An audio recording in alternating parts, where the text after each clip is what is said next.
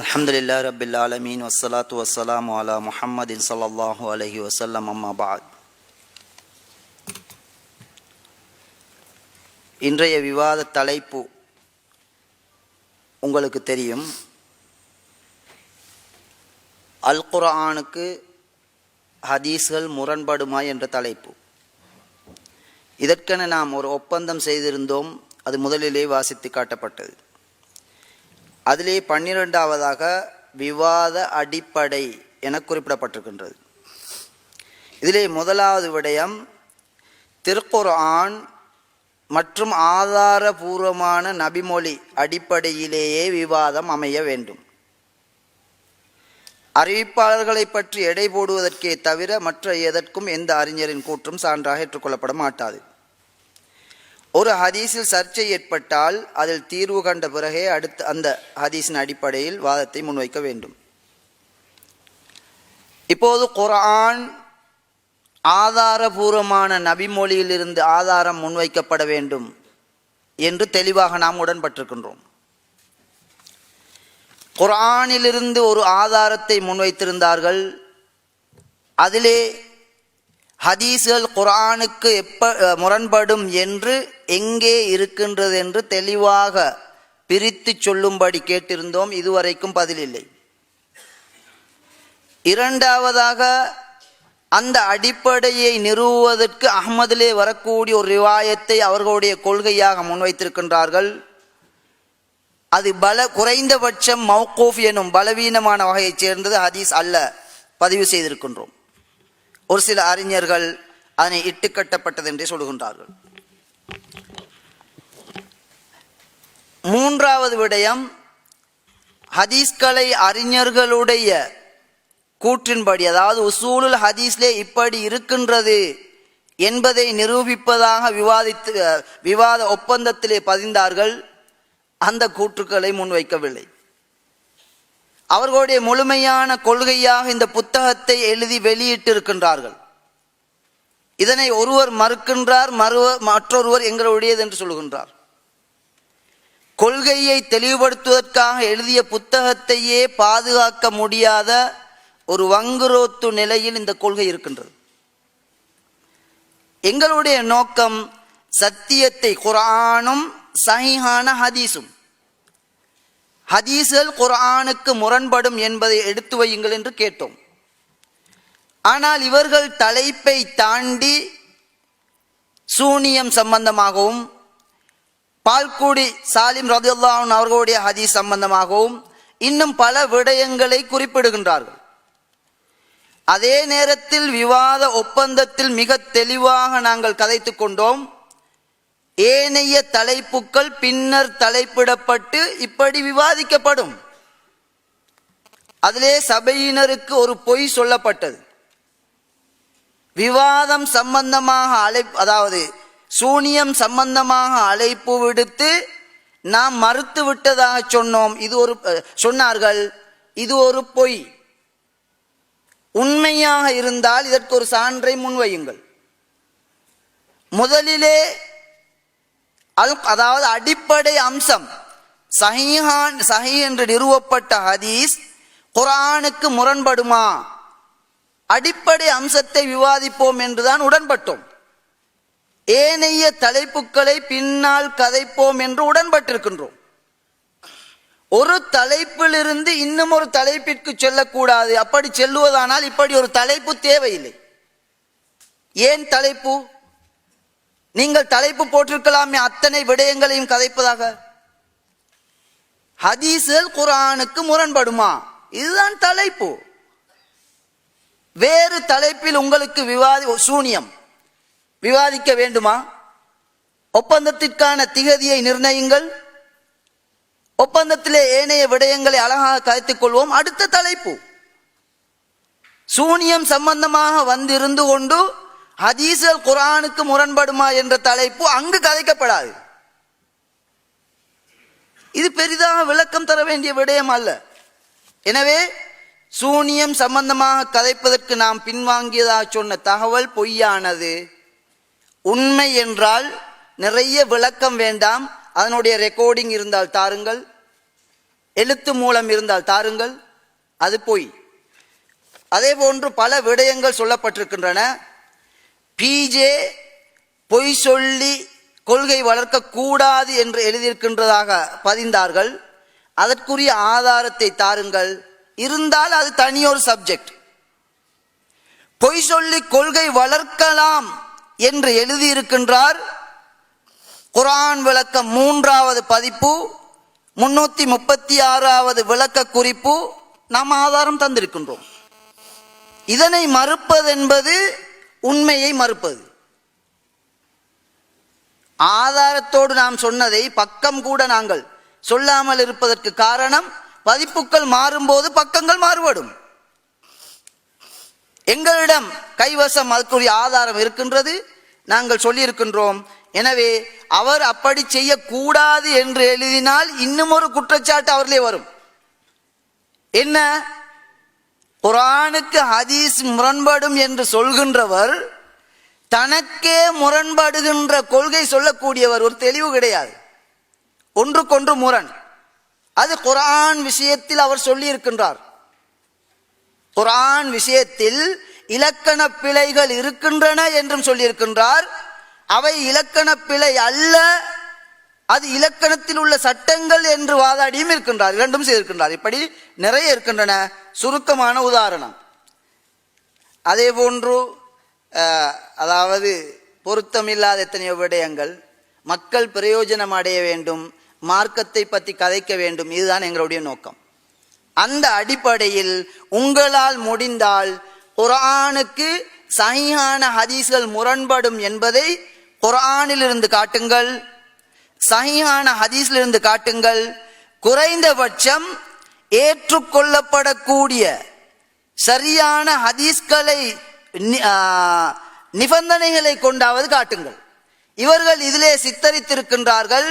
Umar ரலியல்லாஹு அன்ஹு அவர்களிலிருந்து துவங்கி ஆயிஷா ரலியல்லாஹு அன்ஹா, இமாம் ஷாஃபிஈ, அப்துல்லா என்றொருவர், இப்படி தொடராக இவர்கள் அனைவரும் சஹீஹான ஹதீஸை குர்ஆனுக்கு முரண்படுகின்றது என்பதால் நிராகரித்தவர்கள் என்று எழுதியிருக்கின்றார்கள். அனைத்துமே மோசடிகள். அதற்கு ஒரு உதாரணமாகத்தான் அவர்களுடைய அடிப்படை வாதம். அவர்கள் இமாம் சுயூத்தியுடைய கூற்றை கொண்டு அதிலே திரிவுபடுத்தி அதன் மூலம்தான் நிறுவுவதற்கு முயற்சிக்கின்றார்கள். ஒரு சின்ன விடயத்தை கவனம் செலுத்துங்கள். இமாம் சுயூத்தி சொன்னார் என்று முஸ்லிம் புகாரியை தூக்கி எறிகின்றார்கள். ஆனால் இமாம் சுயூத்தி என்ன சொல்லுகின்றார்கள் தெரியுமா? இன்னும் ஒரு இடத்திலே இமாம் இப்னுல் ஜவுசி நான் குறிப்பிட்டேன், ஹதீஸ்களிலே இட்டுக்கட்டப்பட்டவை என்ற ஒரு நூலை தொகுத்திருக்கின்றார். அதிலே சஹீஹ் முஸ்லிமிலே வரக்கூடிய ஒரு செய்தியையும் ஒன்றை அதிலே குறிப்பிட்டு விட்டார். இமாம் சுயூத்தி சொல்லுகின்றார், இமாம் இப்னுல் ஜவுசி செய்த இந்த வேலை இட்டுக்கட்டப்பட்டது என்று சொன்னதில் சஹீஹான ஹதீஸ்கள் கூட இருக்கின்றன, ஹசன் தரத்தில் உள்ளவை கூட இருக்கின்றன. எந்த அளவிற்கு என்றால் முஸ்லிமில் உள்ள ஒரு செய்தியையே இட்டுக்கட்டப்பட்டதாக குறிப்பிட்டு விட்டார். இது அவருடைய தவறான விளக்கம், வகம், அவரது தவறான முடிவு என்று அதே இமாம் சுயூத்தி சொல்லி இருக்கின்றார். இமாம் சுயூத்தியுடைய கூற்றை எடுத்து ஆதாரமாக, அதாவது துண்டாடி அதிலே தெளிவுகள் செய்து ஆதாரமாக முன்வைத்து விட்டு அதே இமாம் சுயூத்தி முஸ்லிமின் ஒரு ஹதீஸை இட்டுக்கட்டப்பட்டது என்று சொன்னதற்கே மறுப்பு எழுதுகின்றார். அவருடைய பெயரால் முஸ்லிமுடைய நூற்றுக்கணக்கான ஹதீஸ்கள் இட்டுக்கட்டப்பட்டது என்று சிறு பிள்ளைத்தனமாக மக்களுக்கு மத்தியில் கொள்கை பரப்பப்படுகின்றது. எனவே சூனியம் சம்பந்தமாக உங்களுக்கு விவாதிக்க வேண்டும் என்றால் தனி விவாதம் போடுங்கள் என்று, தலைப்பு போடுங்கள் என்று சபையோர்களை சாட்சியாக வைத்து சொல்லுகின்றோம். சொல்லுவதற்கு காரணம் நாம் மறுத்ததாக பொய் சொல்லப்பட்டது. எனவே எந்த தலைப்பிலே உங்களுக்கு விவாதிக்க வேண்டுமோ தலைப்பு போடுங்கள். தலைப்பிலிருந்து மாறி நின்று கொண்டு வேறு விடயங்களை கேட்பது பொருத்தமானதல்ல. நாம் கேட்ட, அதாவது கேள்விகளுக்கு பதில் சொல்லவில்லை என்று சொல்லுகின்ற நீங்கள் நாம் கேட்ட கேள்விகளுக்கு நீங்கள் பதில் சொல்லுங்களேன்.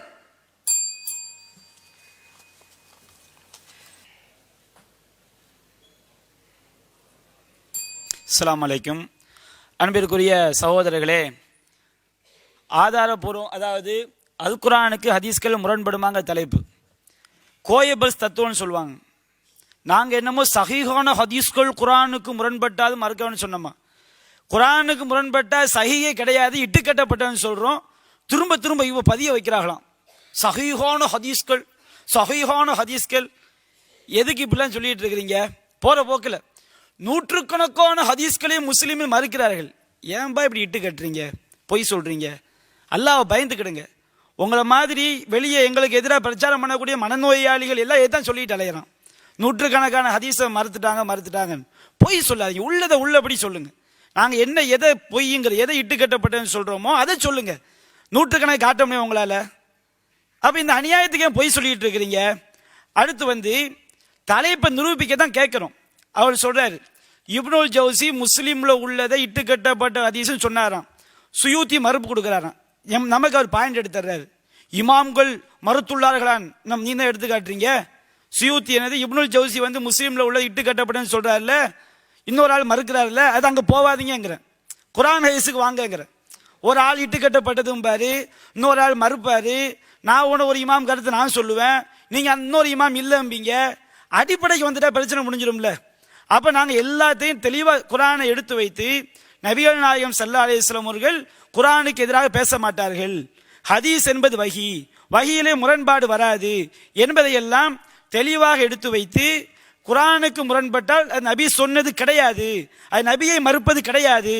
குர்ஆனுக்கு முரண்பட்டால் நியாயப்படுத்த வருபவர்கள் அல்லாஹ்வின் மீது இட்டு கட்டினால் தான் நியாயப்படுத்த முடியும். என்னுடைய கேள்வியை அவங்க புரியணும். நீங்களும் தனியாக உட்காந்து யோசிங்க. அல்லாமல் எப்படிலாம் நீங்கள் இட்டு கட்டுவீங்கன்னு சொல்லி. அல்லாஹ் 2 வருஷத்துக்கு பால் குடியும் அல்லாஹ் சொல்லுவான். இவங்க அல்லாமல் இட்டு கட்டுவாங்க. பெரிய ஆளுக்கு பால் குடிக்கலாம், அது குர்ஆனில் இருக்குதா? அல்லாமல் இட்டு கட்டி சொல்லலாம். இஸ்லாத்தில் ஆபாசம் கிடையாது குர்ஆன் சொல்லும். சாலிமுக்கு மட்டும் ஹாஸ்ன்னு அல்லாமல் இட்டு கட்டுவாங்க. இப்படி எந்த ஹதீஸ் எடுங்க, இவங்க அல்லாமல் இட்டு கட்டாமல் நியாயப்படுத்தவே முடியாதுங்க. அதை நாங்கள் பயப்படுறோம். எதுக்கு பயப்படுறோம்? இது நபி சொன்னதாக மனிதர்கள் அறிவிக்கும் போது பிழை வரும். குர்ஆனுக்கு முரணா நபி சொன்னது கிடையாதுங்கிறோம். இவங்க அல்லாஹ் மேல இட்டு கட்டி, அல்லாஹ் மேல பொய் சொல்லி, நபி மேல பொய் சொல்லி, இவங்க சொந்த சரக்கை செலுத்தி தான் நியாயப்படுத்துறாங்க. உலகத்தில் உள்ள எந்த மனநோயாளியாக இருந்தாலும் இந்த குர்ஆனுக்கு முரண்படக்கூடிய ஹதீஸை ஆதரிக்கக்கூடிய மனநோயாளி அனைவரும் இப்படி தான் என்ன செய்கிறார்கள். தேவையில்லாமல் தலைப்பு திருப்பாதீங்க. இலக்கண பிழை, பிஜே சொன்னாரு, ஏன் அந்த மனுஷனை பற்றி ஏன் பேசுறீங்க எனக்கு புரியலை. இங்கே நாங்கள் விவாதிக்க வந்திருக்கிறோம். அவரை இழுத்து உங்களுக்கு அவரை சொரியறத உங்களுக்கு இன்ட்ரெஸ்ட். அவரை சொரியாட்ட உங்களுக்கு என்ன கிடையாது, பேர் கிடைக்கிறதுக்கு. எப்போ நாங்கள் உட்கார்ந்து இங்கே விவாதம் பண்ண வர்றோம், எங்கள் கருத்துக்கு நீங்கள் பதில் சொல்லுங்கன்னு கேட்டால் அந்த மனுஷனையே போய் சொல்லிடுறாங்க. அல்லாஹ் அவர் கிருபை செய்யணும், பிஜேக்கு அல்லாஹ் கிருபை செய்ய வேண்டும். இவங்க எல்லா குரூப்பையும் பாருங்க, அவரை தான் என்ன செய்வாங்க, இப்படி பண்ணி விடுவாங்க. இன்னைக்கு ஒரு ஜமாத்தூர் வெளியே போயிட்டா வச்சுக்கிடுங்க, பிஜே சுப்பு தொழ மாட்டாருமா, கிறுக்கு பேலுவ. ஏன்னா உனக்கு அவருக்கு என்னடா சம்பந்தம்? அப்போ எல்லாரும் எங்கே போகிறான், பிஜேக்கு தான் போகிறாங்களே தவிர கருத்தால பாருங்க. நான் உங்கள் தனி மனுஷனை பற்றி பேசுகிறேம்மா, சபையில் உங்கள் கருத்துக்கு நாங்கள் மறுப்பு சொல்கிறோம், எங்கள் கருத்துக்கு நீங்கள் மறுப்பு சொல்லுங்கள், அந்த மனுஷனை எடுக்கிறீங்க. அப்போ இந்த மாதிரி அவரை சொரியாட்டவங்களுக்கு எல்லா கூட்டமும் அப்படித்தான். இப்போ அடுத்து என்ன செய்வாங்க, பதில் சொல்லுவாங்க. அன்புக்குரிய அல்லாஹ்வின் நல்லடியார்களே, அல்லாஹ்வுடைய மாபெரும் கிருபையினால் குர்ஆனுக்கு முரணாக வரக்கூடிய செய்தியை தூக்கி எறிய வேண்டும், அது இட்டுக்கட்டப்பட்ட செய்திதான் என்பதை நிரூபித்து விட்டோம். இந்த தலைப்பில் விவாதம், இந்த அசத்தியத்துக்காக வேண்டி விவாதிக்க வந்தால் இதுதான் நிலைமன்றத்தை அல்லாஹ் நிரூபிச்சிட்டான். விவாத களத்தில் வச்சு கேவலப்படுத்த வச்சு பதில் சொல்ல முடியாமல், வாயை துறக்க முடியாமல் அல்லாஹ் ஆக்கிட்டான். இதுதான் இந்த மேட்டர் வெளியில் உள்ளவருக்கு நல்லா தெரியும். யாராக இருக்கட்டும், விவாதிக்க வராமல் ஓடக்கூடியவர் எல்லாருமே இதை விளங்கி தான் வச்சிருக்கிறாங்க. இதை வந்தேன்னா இந்த மாதிரி கேவலப்பட வேண்டி வரும், அதனால தான் எவ்வளவுமே வராமல் இருக்கிறாங்க. இதை நீங்கள் விளங்கி கொள்ள வேண்டும். அது மாத்திரம் இல்லாமல் நிறைய தலைப்பு போட்டு விவாதம் பண்ணணுமா, வேற போட்டு விவாதம் பண்ணணும்னு சொல்லி புதுசாக சொல்கிறாங்க. ஏற்கனவே ஒருத்தனுக்கு எந்திரிச்சு நிற்கிறதுக்கே வக்கீலையா 9 முண்டாட்டி கேட்குது, அந்த மாதிரி நிலைமை தான் இருக்குது. இதுக்கே நிலைமை இல்லாமல், இதுக்கே பதில் சொல்லிக்கொள்ள திராணி இல்லாமல் இன்னும் தலைப்பு போட்டு வேற விவாதம் பண்ணணுமா. இப்போ மேட்டருக்கு வரேன். அதாவது இவ்வளோ நேரம் சொல்லிக்கிட்டே இருந்தாங்களா இல்லையா, குர்ஆன் ஹதீஸ்ல இருந்து நம்ம இந்த நிலைப்பாட்டை நிரூபித்து விட்டோம். ஆயிஷா நாயகி எப்படி சொன்னாங்களா, இமாம்கள் என்ன சொன்னாங்க, கேட்டுக்கிட்டே இருந்தாங்களா இல்லையா? கேட்டதுக்காக வேண்டி ஒரு சரக்கு எடுத்து போடுறேன், ஏற்கனவே போட்ட குண்டுல செத்து போயிட்டாங்க, மவுத்தாயிட்டாங்க, மையத்தாயிட்டாங்க, இது எக்ஸ்ட்ரா, இது வந்து இவங்களுக்காக வேண்டி சொல்றது இல்ல, மக்களுக்கு தெளிவு கிடைக்கணும்ன்றதுக்காக வேண்டி சொல்றது. இவங்க பதில் சொல்ல மாட்டாங்கன்னு விளங்கிட்டு முதலாவது என்ன செய்தின்னு சொன்னா, இதுவும் மெயினான ஆதாரம் கிடையாது, கேட்கறதுக்காக வேண்டி சொல்றது, நல்லா ஞாபகம் வச்சுக்கொள்ளுங்க. அதாவது அபூதாவூதுல வரக்கூடிய ஒரு செய்தி, அறிவிப்பாளர் அடிப்படையில் ஆதாரபூர்வமான ஒரு செய்தி தான். அபூ ஹுரைரா அவங்க அறிவிக்கிறாங்க, என்ன செய்தி என்று சொன்னால், வலது ஜினா, விபச்சாரத்துல பிறந்த புள்ள இருக்கிறானா இல்லையா, இவன் ஷர்ரு சலாசா, 3 பேர்லயும் அவன் தான் ரொம்ப கெட்டவன் என்று வரக்கூடிய ஒரு செய்தி இருக்குது. அதாவது விபச்சாரம் பண்ணா தாய், தந்தை, புள்ள, இந்த 3 பேர்லயுமே ரொம்ப கெட்டவன் யார் என்று சொன்னா குழந்தை தான் என்று சொல்லக்கூடிய ரசூலுல்லாஹ் சொன்னதாக அறிவிப்பாளர் அடிப்படையில் ஆதாரமான ஒரு செய்தி இருக்குது. என்ன விஷயம்னு கேட்டா, இந்த செய்திய ஆயிஷா அவர்களிடத்துல சொல்லப்படுது. ஆயிஷா நாயகி அவர்கள்ட்ட சொல்லப்படும் போது ஆயிஷா நாயகி அவங்க ஆபத் தாலிக்க இதுக்கு வந்து ஒப்ஜெக்ஷன் பண்றாங்க. இது முடியாது, இப்படி இருக்க முடியாது. ஏன் இருக்க முடியாதுன்னு சொன்னா, திருமறை குர்ஆனுக்கு மாற்றமா இருக்குது. தந்தையுடைய பாவத்தை எப்படி குழந்தை சுமக்க முடியும்? வலா தஸிரு வாஸிரத்துன் விஸ்ர உக்ரான்னு திருமறை வசனம் இருக்குது. ஒரு ஆத்மா இன்னொரு ஆத்மாவை சுமக்காது என்று, ஒரு ஆத்மா இன்னொரு ஆத்மாவுடைய பாவத்தை சுமக்காது என்று திருமறை வசனம் இருக்கும் போது இது எப்படி சாத்தியமாகும் என்று ஆயிஷா நாயகி மறுத்து இருக்கிறாங்க. இது புதிய சரக்கு, புக்ல இல்லாதது, புக்ல இருக்கிறதுக்கு மட்டும் ப்ரிப்பேர் ஆயிட்டு வந்திருப்பாங்க. இது புதுசா எடுத்து போட்டதுனால இப்ப எப்படி புக்ல இருக்கிறதுக்கே பதில் சொல்ல மாட்டாங்க, புதுசா சொன்னா எங்க பதில் சொல்ல போறாங்க.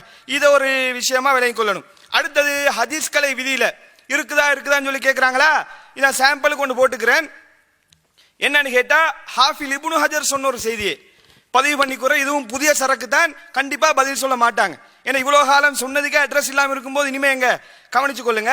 அதாவது நுஹ்பத்துல் ஃபிக்ர்னு சொல்லக்கூடிய புத்தகத்தின் சரஹில சொல்றாரு, வலில் ஹதீஸில் மௌலுஇ, இட்டுக்கட்டப்பட்ட ஹதீஸை பத்தி சொல்றாங்க. கராயினுன் யுஅரஃபு பிஹா தன்கசிமு இலா கிஸ்மைன். இந்த இட்டுக்கட்டப்பட்ட ஹதீஸ் இருக்குதா இல்லையா, இதை வந்து 2 பிரிவுகளாக இது பிரியும். இட்டுக்கட்டப்பட்ட ஹதீஸ்ல 2 வகை இருக்குது. ஜக்கரஹல் ஹாஃபில், அதை இப்னு ஹஜர் அவர் சொல்றாரு. என்ன அந்த 2 பிரிவுன்னு சொன்னா, முதலாவது கராயினு ஃபிர்ராவி, அறிவிப்பிலே ஆதாரம் இருக்கும், அறிவிப்பாளர்கள், அதாவது அறிவிப்பாளர்களே ஆதாரம் இருக்கும். தெளிவா இவன் பொய்யன் தான், இட்டுக்கட்டக்கூடியவன் என்று சொல்லி தெளிவாக நிரூபிக்க முடியும். அதை பத்தி நான் விளப்பமா சொல்லல, தேவையில்லை, சப்ஜெக்டுக்கு வருகிறேன். இரண்டாவதாக அவர் சொல்றாரு, கராயினும் ஃபில் மர்வி, மத்தன்ல ஆதாரம் இருக்கும், அந்த அறிவிக்கப்பட்ட செய்தியில ஆதாரம் இருக்கும். அது என்ன ஆதாரம்? குர்ஆன் வசுன்னா, குர்ஆனுக்கும் சுன்னாவுக்கும் அது மாற்றமாக இருக்கும் என்று ஹாஃபில் இப்னு ஹஜர் அவர்களே சொல்கிறார்கள். இப்ப எடுத்து போட்டோமா, தெளிவாக சொல்கிறோம், இது நம்முடைய, இவர் சொன்னாலும் இல்லாட்டி நாங்க மறுக்கத்தான் செய்வோம். ஹாஃபில் இப்னு ஹஜர் சொன்னாலும் இல்லட்டியும், ஆயிஷா நாயகி அவர்கள் மறுத்தாலும் இல்லட்டியும் நாங்க மறுக்கத்தான் செய்வோம்.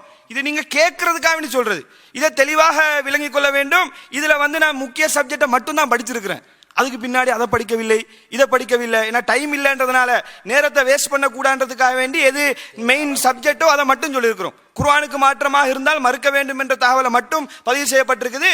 அடுத்த வாதங்கள் வச்சேன்னு சொன்னா முழுமையாக வாசித்து அதுக்குரிய பதில் சொல்லப்படும். இப்ப அடுத்த குண்டு புழும் பாருங்க. சரி, அதாவது இந்த சூனியத்தை பத்தி நாங்க தனித்தலைப்புல விவாதிக்க தயார்ன்றார், அதுக்கு பதில் சொல்லிட்டாங்க, திரும்ப தனித்தலைப்பு வேற. ஆனா இடையில என்ன செய்யறாருன்னா, டிஜேயின் தர்ஜுமாவிலும் பிழைகள் இருக்கிறது, பேச ரெடி அப்படிங்கிறாரு. அதுக்கு சிலரா சொல்லிட்டு போயிடணும்ல. இது 150 பக்க கிதாபு, இதுக்கு 5 வருஷ ஆய்வு. சரி, இது இப்ப 313 பக்க கிதாபு. இன்ஷா அல்லாஹ் ஒரு 10 வருஷம் டைம் எடுத்துக்கிறங்க. 2025ல இதுல 1805 பக்கம் இருக்குது. கணக்கு போட்டு பாத்தீங்கன்னா 2075 ஒரு விவாதம் நடத்தலாம், 60 வருஷம். கணக்கு போட்டு நான் கணக்கு போட்டு தான் சொல்றேன், சரியா? ஏன்னா 5 வருஷம் டைம் எடுப்பாங்கல்ல. எதுக்கு இந்த பேச்சு, புரியுதா? வந்ததை நிரூபிக்க முடியல, பேசிக்கிட்டு இருக்கிறாரு, தூக்கி போடுங்க. சரி, அன்பிற்குரிய சகோதரர்களே, டைம் முடிஞ்சு போச்சு. அதாவது நாம தெளிவா நம்முடைய தலைப்பை நிரூபித்து இருக்கிறோம். நபிகள் நாயகம் ஸல்லல்லாஹு அல்லாஹ் குர்ஆன் சொல்லி காட்டுறான், லவ்கான மின் இன்தி கைரில்லாஹி லவஜது ஃபீ இக்திலாஃபன் கஸீரா. அல்லாஹ் அல்லாதவன் வந்திருந்தால் அதில் ஏராளமான முரண்பாட்டை கண்டிருப்பார்கள். அப்ப முரண்பாடு வந்தது என்று சொன்னால் அது அல்லாஹ்விடமிருந்து வந்தது கிடையாது, அது நபி சொன்னது கிடையாது. நபி என்ன சொன்னாங்க? அல்லாஹ் சொல்லி காட்டுறான், லிதுபையின லின்னாஸி மா நுஸ்ஸில இலைஹிம், அவர்களுக்கு இறக்கப்பட்டதை, திருமறை குர்ஆனை தெளிவுபடுத்துவதுதான் நபியுடைய வேலை. வமா யன்திகு அனில் ஹவா, நபி மனோ இச்சைப்படி பேச மாட்டார். இனுகுவை இல்லா வஹீன் யூஹா, அவங்க பேசக்கூடிய எல்லாமே அறிவிக்கப்படக்கூடிய செய்தி. அது அல்லாஹ்வுடைய குர்ஆனுக்கு முரணாக இருக்காது. ஆயிஷா அம்மாட்ட கேட்கப்படுது, அவங்க கான ஹுலுக்குல் குர்ஆன், நபியுடைய அந்த குணமே குர்ஆனாக இருந்தது. குர்ஆனுக்கு மாற்றமா எதை என்ன செய்ய மாட்டாங்க, செய்ய மாட்டார்கள். அல்லாஹ்வே நபிமாருடைய பண்பை பற்றி சொல்லி